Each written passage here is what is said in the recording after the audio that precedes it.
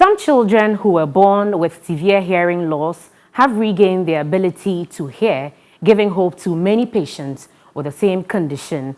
This is after a breakthrough cochlear implant surgery was performed right here in Ghana. For the first time, patients with hearing loss traveling outside Ghana for cochlear implant surgery no longer have to do so. Here's a report by Portia Gabor. In October last year, the maiden cochlear implant surgery was successfully performed by a combined medical team from the Cochlea Teaching Hospital and the Ear, Nose and Throat Department of the University of Alexandria, Egypt. The surgery was performed on 3 patients with severe hearing loss, aged 2, 4 and 5. When a child is born with a hearing loss, also known as sensorineural hearing loss, SNHL, it may be as a result of generic syndromes, infections such as meningitis, or complications during pregnancy or birth.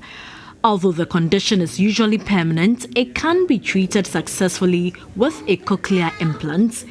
A cochlear implant is a small, complex electronic device that can help provide a sense of sound to a person who is profoundly deaf or severely hard of hearing. The implant consists of an external portion that sits behind the ear and a second portion that is surgically placed under the skin. It gives access to sound by passing the non-functioning part of the ear and electrically stimulating the cochlea, which is the inner part of the ear. Little Eric had severe hearing loss. He's the second born, and so we sort of expected some milestones to be coming faster, like saying mama, saying some words, making some sounds. So when he was a year old and he wasn't doing any of those, we were wondering, okay, why, what's happening? When he was 1.5, I felt, okay, why wait till 2 before we try and see why he's not speaking? So when he was 1.5, I just spoke to my husband and we agreed, okay, let's just go and check it out. If there's something that is wrong, then early intervention. We were referred to Cochlea, to the audiology center, to do a hearing loss assessment. And that is when he was diagnosed with severe hearing loss in both ears, unfortunately. 9 months after undergoing the surgery and speech therapy, he made significant progress.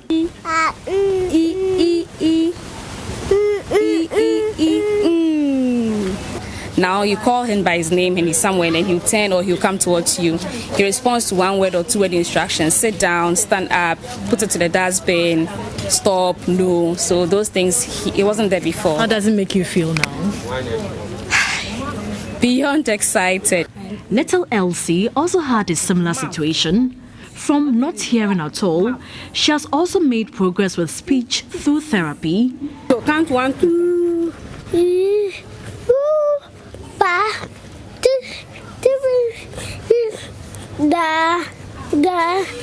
At least if you call her, she's supposed to turn or but I have to tap her before she gets my attention. So because of that, we don't join trotro. Now that the cochlear implantation has been done, we join trotro. She doesn't scream. She sits.